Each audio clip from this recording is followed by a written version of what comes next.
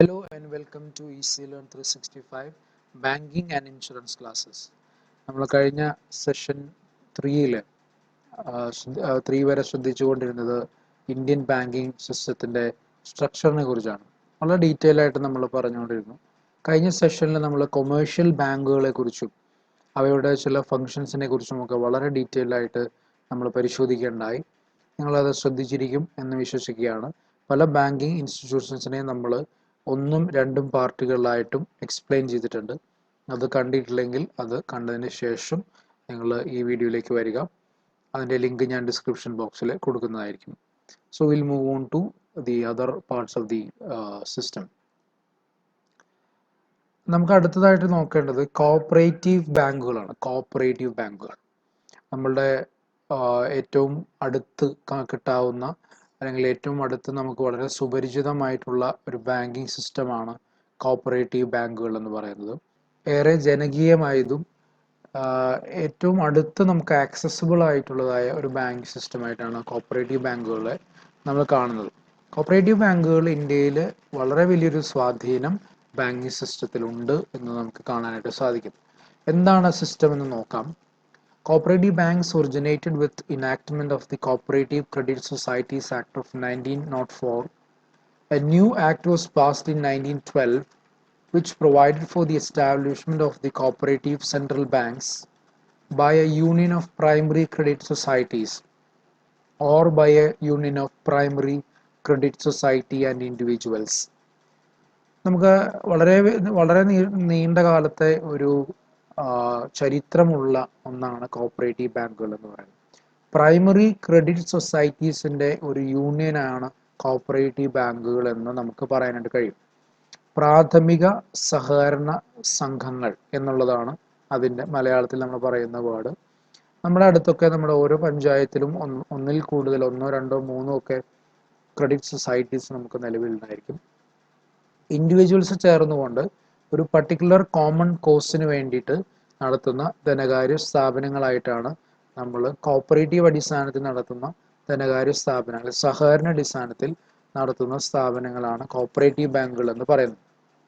The Cooperative Development Fund has been set by NABARD for improvement of the managerial systems and skills. നമ്മൾ നേരത്തെ നബാർഡിനെ കുറിച്ച് പറഞ്ഞ സമയത്ത് പറഞ്ഞു, നബാർഡാണ് കോഓപ്പറേറ്റീവ് ബാങ്കുകളെ സ്പോൺസർ ചെയ്യുന്നത് അല്ലെങ്കിൽ റെഗുലേറ്റ് ചെയ്യുന്നത്. RBIയുടെ കൺട്രോളിലേക്ക് അത് വന്നിട്ടില്ല.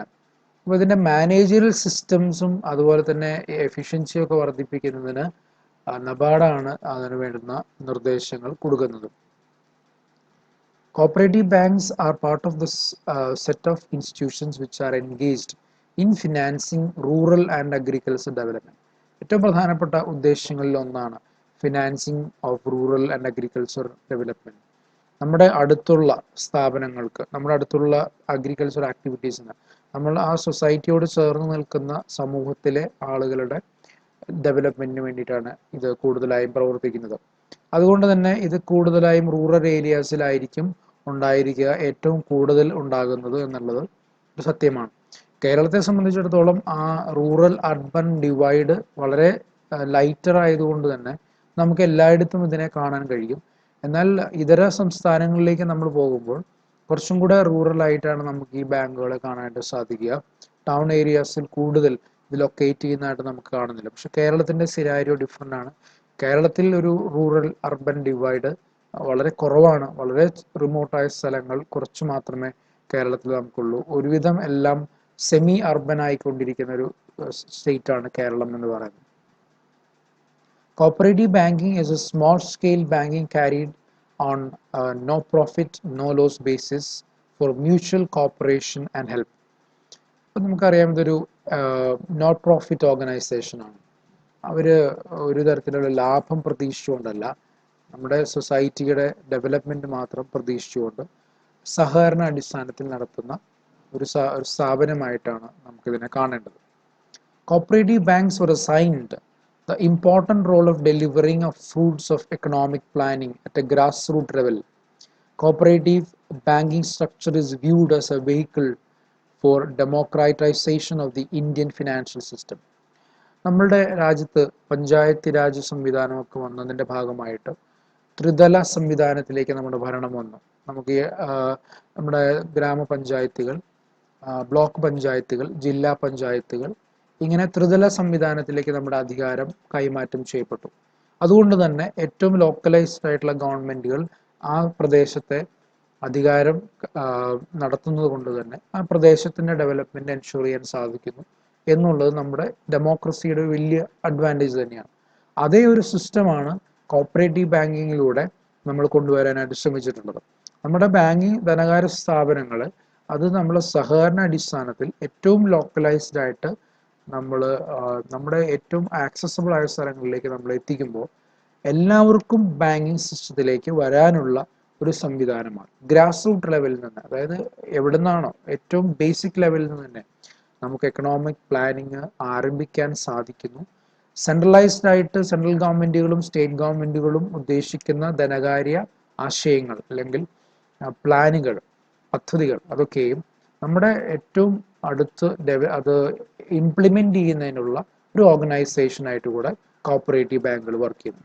നമുക്കറിയാം കേരളത്തിൽ ഇപ്പോൾ കോപ്പറേറ്റീവ് ബാങ്കുകളെല്ലാം കേരള ബാങ്ക് എന്ന പേരിലാണ് അറിയപ്പെടുന്നത്.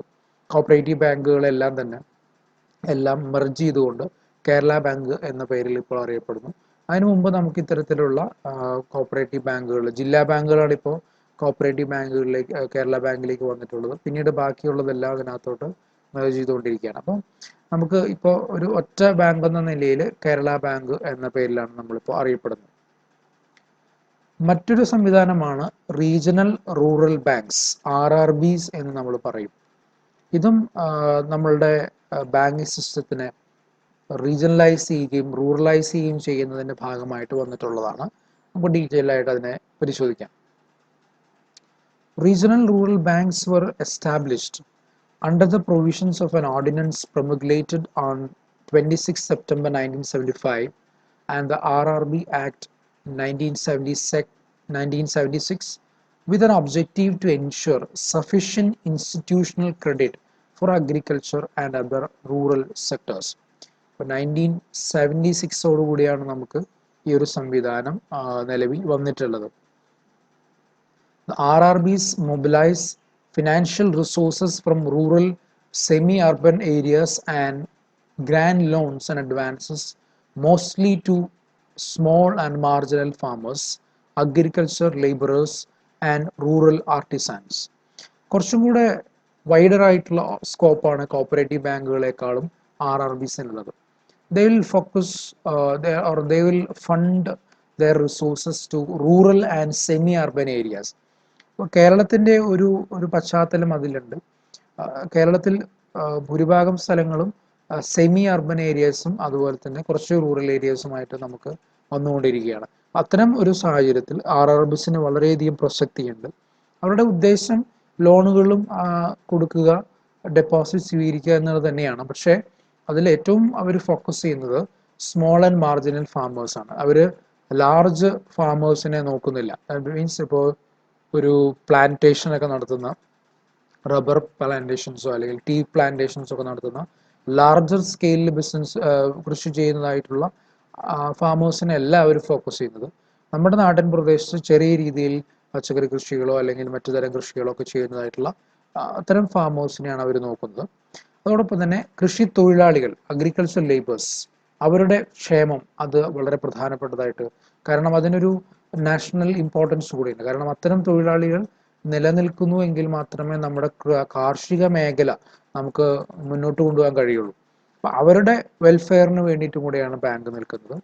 അതോടൊപ്പം തന്നെ റൂറൽ ആർട്ടിസാൻസ്, നമ്മുടെ മേഖലകളിലുള്ള ആർട്ടിസാൻ അല്ലെങ്കിൽ ഇത്തരം കരകൗശല മേഖലകളിലൊക്കെ വർക്ക് ചെയ്യുന്നതായിട്ടുള്ള ആളുകൾ, അത്തരം ആർട്ടിസ്റ്റുകൾ, അത്തരം ആളുകളെ നമ്മൾ അതിനെയും കൂടെ അവരുടെയും കൂടെ വെൽഫെയർ എൻഷുർ ചെയ്യാൻ വേണ്ടിയിട്ടാണ് ഈ ബാങ്ക് നിലനിൽക്കുന്നത് എന്ന് നമുക്ക് പറയാൻ കഴിയും. The area of operation of RRBs is limited to the area as notified by Government of India, covering one or more districts in the state. അപ്പോൾ ഇവിടെ നമ്മൾക്ക് കേരളത്തിൽ രണ്ട് പ്രധാന RRBs ആണ് ഉണ്ടായിരുന്നത്. ഒന്ന് നോർത്ത് കേരള ഗ്രാമീൺ ബാങ്കും സൗത്ത് കേരള ഗ്രാമീൺ ബാങ്കും. അപ്പോൾ അതിൽ നിന്ന് ക്ലിയർ ആണ് അവർ ഏത് ലിമിറ്റേഷനിലാണ് അവർ പെടുന്നത് എന്നുള്ളത്. പിന്നെ അത് രണ്ടും കൂടെ മെർജ് ചെയ്ത് നമ്മൾ കേരള ഗ്രാമീൺ ബാങ്ക് എന്ന പേരിലേക്ക് അത് വന്നു. അതോടുകൂടി അതിൻ്റെ സ്കോപ്പ് വൈഡൻ ചെയ്തു.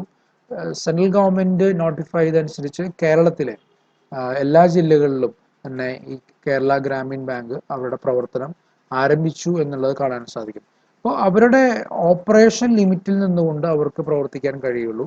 മറ്റ് ബാങ്കുകൾ പ്രവർത്തിക്കുന്നത് പോലെ ഒരു നാഷണൽ സ്കോപ്പിൽ വർക്ക് ചെയ്യാൻ കഴിയില്ല. എവിടെയാണോ മെൻഷൻ ചെയ്തിട്ടുള്ളത് അവിടെ മാത്രമേ വർക്ക് ചെയ്യാൻ പറ്റുള്ളൂ.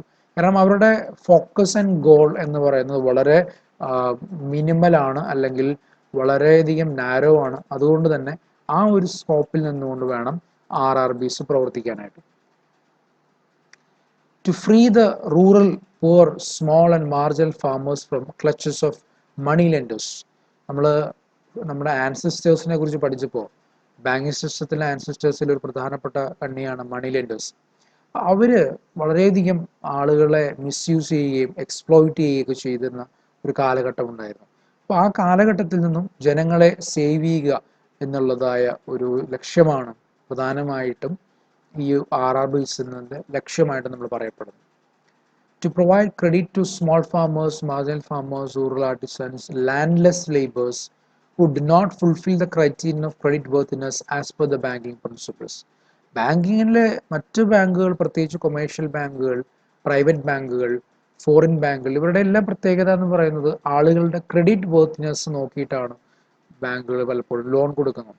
അപ്പോൾ ആളുകളുടെ തിരിച്ചടവിൻ്റെ ശേഷി, അതാണ് ക്രെഡിറ്റ് വർത്തിനെസ് എന്നുള്ളത് കൊണ്ട് ഉദ്ദേശിക്കുന്നത്. പലപ്പോഴും ഇത്തരം ആളുകളെ നമ്മൾ പരിശോധിക്കുമ്പോൾ അവർക്ക് അതിനുള്ള സംവിധാനം ഉണ്ടാവില്ല. അവർക്കൊരു സ്ഥിരമായിട്ടുള്ള വരുമാനം ഉണ്ടാവണമെന്നില്ല. അവരുടെ കൃഷിയിൽ നിന്നുള്ള വരുമാനമോ ജോലിയിൽ നിന്നുള്ള വരുമാനമോ ഒന്നും സ്ഥിരമായിരിക്കണമെന്നില്ല. അതുകൊണ്ട് തന്നെ അവർക്കൊരു ക്രെഡിറ്റ് വർത്തിനെസ് ഉണ്ടാവില്ല. അപ്പം അങ്ങനെയുള്ള ആളുകൾക്ക് ലോൺ കൊടുക്കുന്നതിന് ബാങ്കുകൾ തയ്യാറാകാതെ വരുമ്പോൾ അവർക്ക് തുടർന്ന് ജീവിക്കുന്നതിനുള്ള വരുമാനമില്ലാതെ വരികയും അവർ ഒന്നുമില്ലെങ്കിൽ ഇത്തരം മണി ലെൻഡേഴ്സിനെ സമീപിക്കുകയും വലിയൊരു തുക പലിശയായിട്ട് കൊടുക്കേണ്ടി വരികയും അത് അവർക്ക് അവരുടെ ജോലിയിൽ നിന്ന് കണ്ടെത്താൻ കഴിയാതെ വരികയും ചെയ്യുമ്പോൾ ഏറ്റവും അവസാനം ഒരു സൂയിസൈഡ് ലെവലിലേക്ക് അവരുടെ ജീവിതം കൊണ്ടുപോകേണ്ടുന്ന ഒരു കാലഘട്ടത്തിലേക്ക് നമ്മൾ വന്നതിൻ്റെ ഭാഗമായിട്ടാണ് ഇത്തരം ബാങ്കുകളെ നമ്മൾ പ്രൊമോട്ട് ചെയ്തു തുടങ്ങിയത്. ക്രെഡിറ്റ് വർത്തിനെസ് നോക്കാതെ തന്നെ ആളുകൾക്ക് ലോൺ കൊടുത്ത് അവരുടെ വരുമാനം വർദ്ധിപ്പിച്ച് അവരെ സേവിങ്സ് ഹാബിറ്റിലേക്ക് കൊണ്ടുവരിക എന്നുള്ളൊരു സിസ്റ്റമാണ് RRBs കൂടുതലായിട്ടും ഫോക്കസ് ചെയ്യുന്നത്. അപ്പോൾ ഒരു സോഷ്യൽ കൺസേൺ ആണ് RRBsന് കൂടുതലായിട്ടും വേണ്ടത് അല്ലെങ്കിൽ ഉള്ളത് എന്ന് നമുക്ക് പറയാൻ കഴിയും. To provide banking service to the rural community at a relatively lower cost by adopting a different staffing pattern, wage structure and banking policies. പലപ്പോഴും ബാങ്കുകൾ അവരുടെ ചാർജസ് തീരുമാനിക്കുന്നത് അവരുടെ എക്സ്പെൻസിൻ്റെ അടിസ്ഥാനപ്പെടുത്തിയാണ്. അപ്പോൾ അതുകൊണ്ട് തന്നെ അവരുടെ സ്റ്റാഫിൻ്റെ എണ്ണം കൂടുതലായിരിക്കും, അവർക്ക് കൊടുക്കുന്ന സാലറീസ് വളരെ കൂടുതലായിരിക്കും, മറ്റ് സാങ്കേതിക വിദ്യയിൽ അവർ വളരെയധികം മുന്നിട്ട് നിൽക്കും.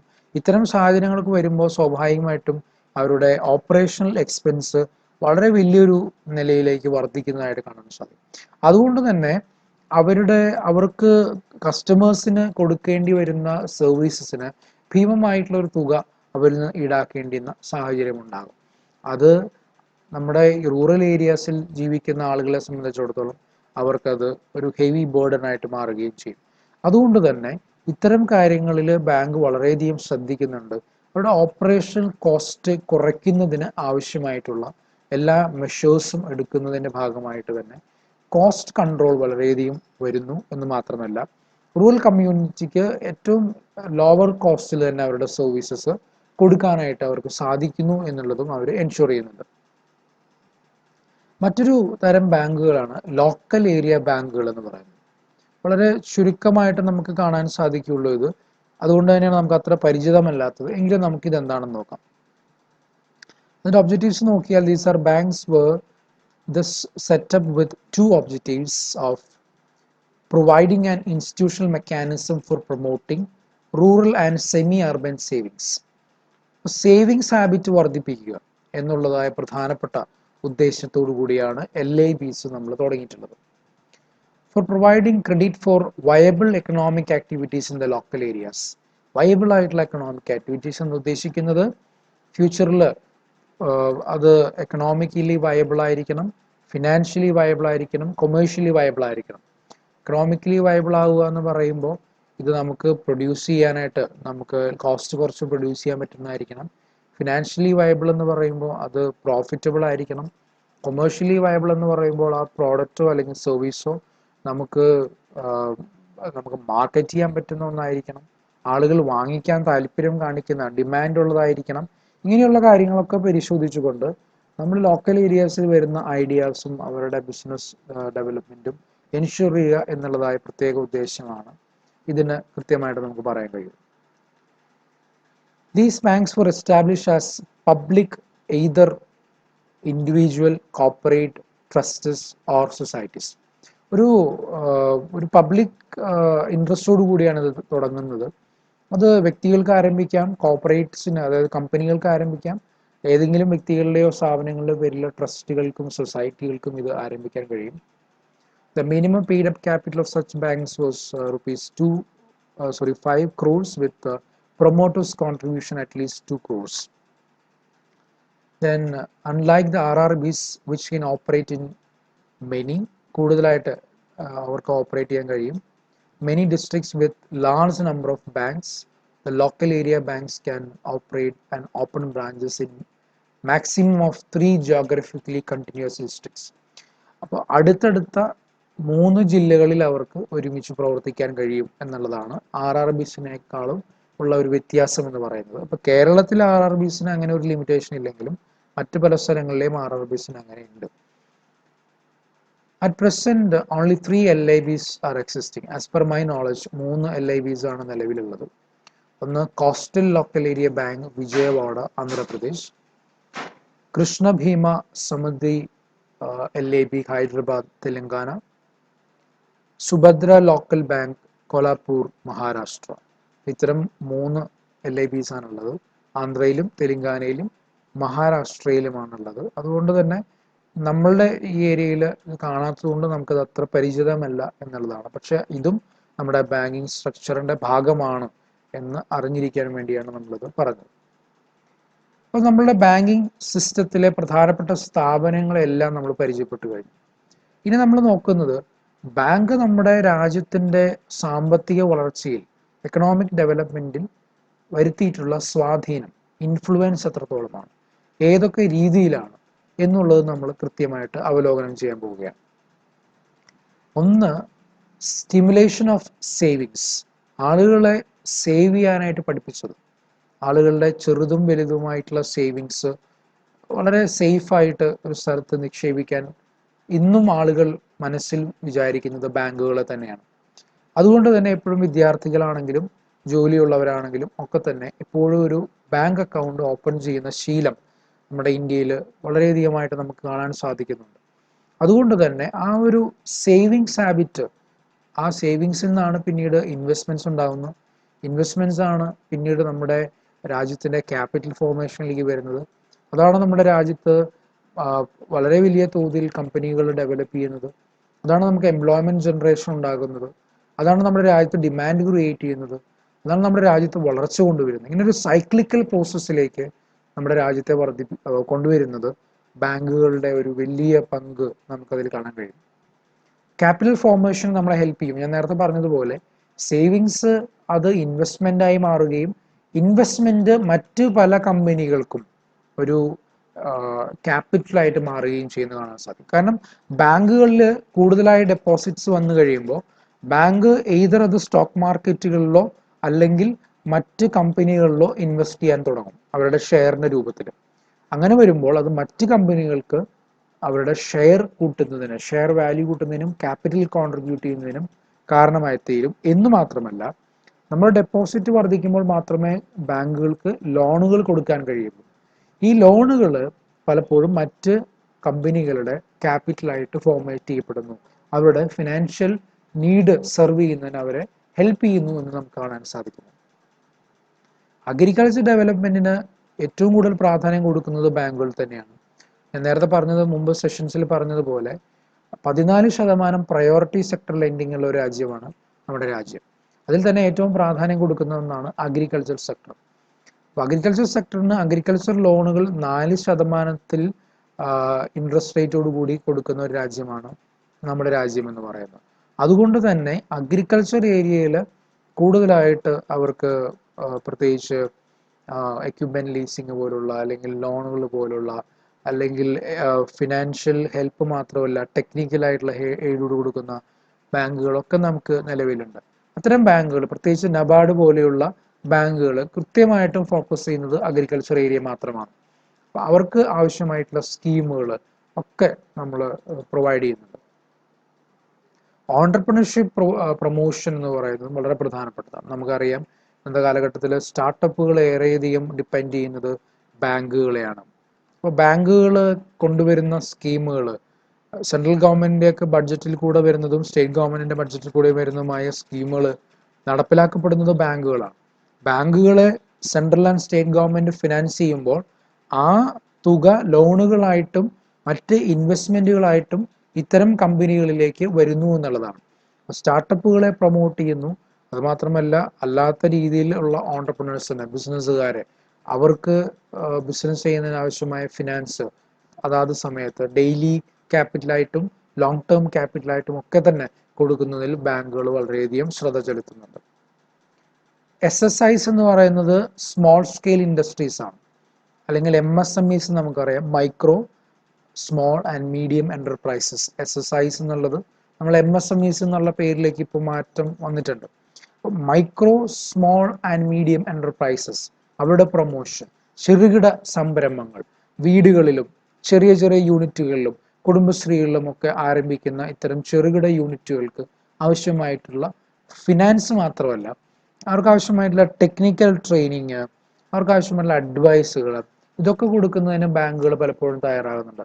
കാരണം ആളുകൾക്ക് ഫിനാൻസ് കൊടുത്താൽ മാത്രമല്ല, അതെങ്ങനെ ഉപയോഗിക്കണം എന്നുള്ള ട്രെയിനിങ് കൂടെ കൊടുത്താലേ ആളുകൾ അത് കൃത്യമായി വിനിയോഗിച്ച് അവർക്ക് പണം സമ്പാദിച്ച് തിരിച്ച് അവരുടെ ലോണുകളൊക്കെ തിരിച്ചെടുക്കാൻ കഴിയുകയുള്ളൂ.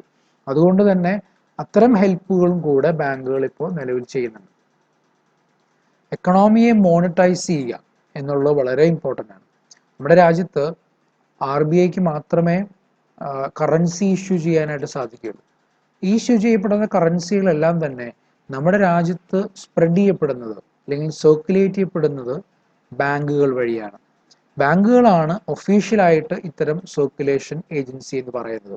അപ്പം നമ്മുടെ രാജ്യത്ത് ഡിമോണിറ്റൈസേഷൻ വന്നപ്പോൾ നമുക്കത് കൃത്യമായി ബോധ്യപ്പെട്ടിട്ടുണ്ട്. കാരണം നമ്മൾ ബാങ്കിൽ തിരിച്ചടക്കേണ്ടുന്ന സാഹചര്യം വന്നു. അതുമാത്രമല്ല, അത് നമ്മൾ മറ്റ് നോട്ടുകളുടെ രൂപത്തിൽ നമുക്ക് തിരിച്ചു കിട്ടിയത് ബാങ്കുകളാണ് എന്ന് നമുക്ക് മനസ്സിലാക്കാൻ സാധിച്ചു. അപ്പോൾ മോണിറ്റൈസേഷൻ ചെയ്യുന്നതിൽ ഏറെ പങ്കാണ് ബാങ്കുകൾക്ക് വഹിക്കാനുള്ളത്. ഇന്റർനാഷണൽ ട്രേഡിൽ നമുക്കറിയാം വളരെ ഇമ്പോർട്ടൻ്റ് ആയ റോളാണ് ബാങ്കുകൾക്കുള്ളത്. പ്രത്യേകിച്ച് നമുക്ക് രാജ്യത്ത് എക്സ്പോർട്ട് ഇമ്പോർട്ട് ബാങ്ക് തന്നെ നിലവിലുണ്ട്. എക്സിം ബാങ്കുകളെ കുറിച്ച് നമ്മൾ മുൻപ് സെഷൻസിൽ പറഞ്ഞിട്ടുണ്ട്.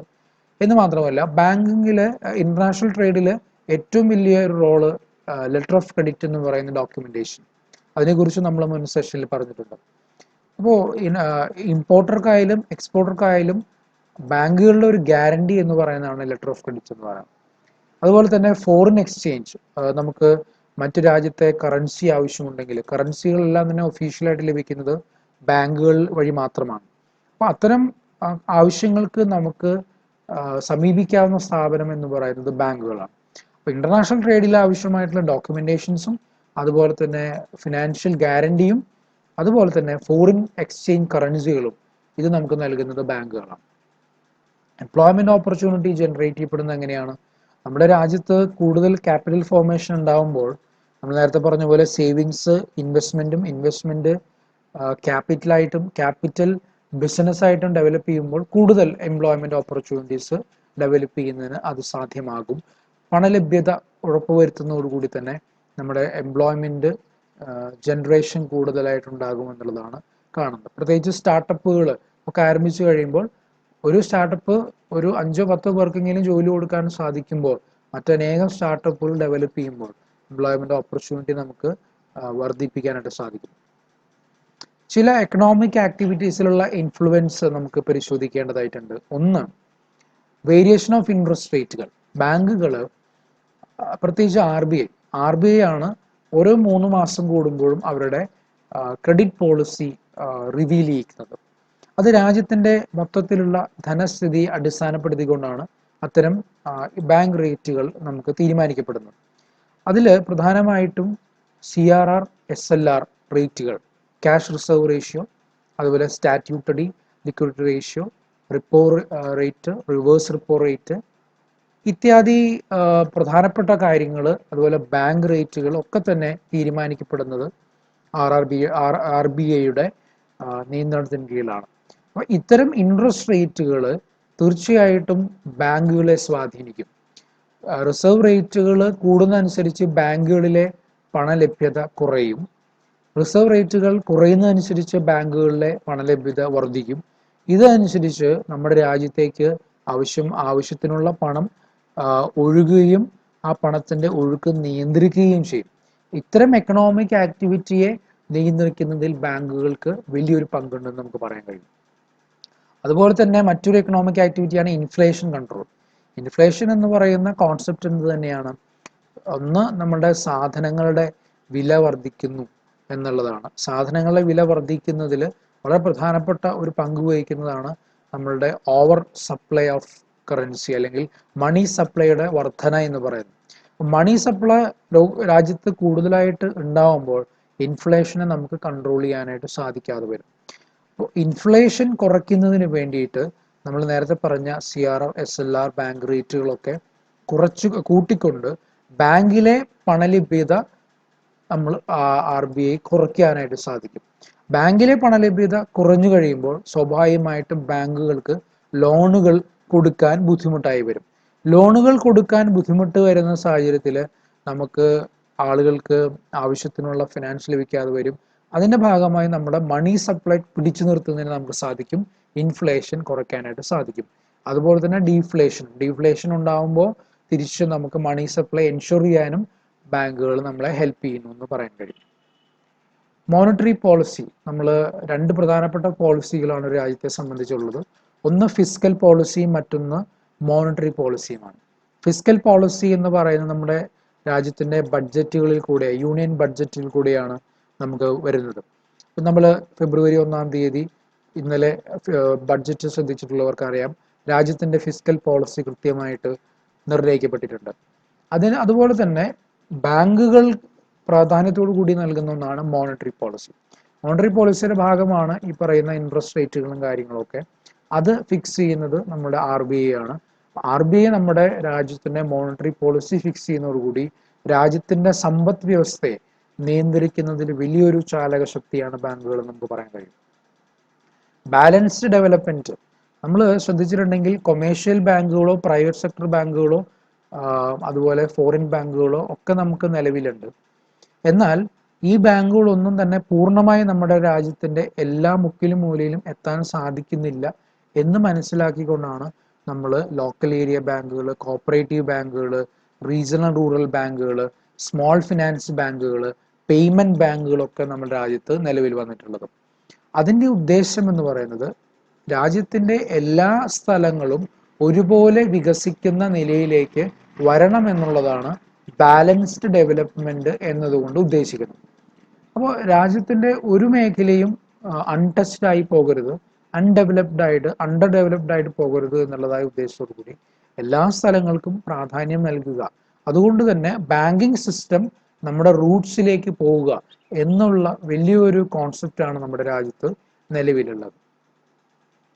ഇൻക്ലൂസീവ് ഡെവലപ്മെൻറ്റ്, ബാലൻസ്ഡ് ആയിരിക്കണം ഡെവലപ്മെൻറ്റ്, സന്തുലിതമായിരിക്കണം, എല്ലാ സ്ഥലത്തും ഒരുപോലെ ആയിരിക്കണം എന്ന് പറയുന്ന പോലെ ഈ രാജ്യത്തെ എല്ലാ ജനങ്ങളെയും ഉൾക്കൊള്ളുന്നതായിരിക്കണം ഡെവലപ്മെൻറ്റ് എന്ന് പറയുന്നത്. അത് വലിയൊരു കോൺസെപ്റ്റ് തന്നെയാണ്. അതുകൊണ്ട് തന്നെയാണ് കൊമേഴ്ഷ്യൽ ബാങ്കുകൾക്ക് കൂടുതലായി ശ്രദ്ധ ചെലുത്താൻ കഴിയാത്ത അഗ്രികൾച്ചർ സെക്ടർ, അഗ്രികൾച്ചർ ലേബേഴ്സ്, അതുപോലെ തന്നെ റൂറൽ ഏരിയാസിലുള്ള ബിസിനസ്സുകാർ, farmers, artisans, agriculture landless labourers, ഇവരെ എല്ലാം ഉൾക്കൊള്ളുന്ന രീതിയിൽ നമ്മളുടെ മറ്റു പല ബാങ്കുകളും നിലനിൽക്കുന്നത്. അപ്പോൾ എല്ലാവരെയും ഉൾക്കൊള്ളുക എന്ന ഉദ്ദേശം, അതാണ് ഇൻക്ലൂസീവ് ഡെവലപ്മെൻറ്റിൽ കൂടെ നമ്മൾ ഉദ്ദേശിക്കുന്നത്. സോ നമ്മൾ വളരെ ഡീറ്റെയിൽ ആയിട്ട് കോപ്പറേറ്റീവ് ബാങ്കുകളെ കുറിച്ചും RRBസിനെ കുറിച്ചും LIBസിനെ കുറിച്ചും ബാങ്കുകൾ നമ്മുടെ രാജ്യത്തെ എക്കണോമിക് ഡെവലപ്മെൻറ്റിൽ വരുത്തുന്ന ഇൻഫ്ലുവൻസിനെ കുറിച്ചും നമ്മൾ ഡിസ്കസ് ചെയ്തു.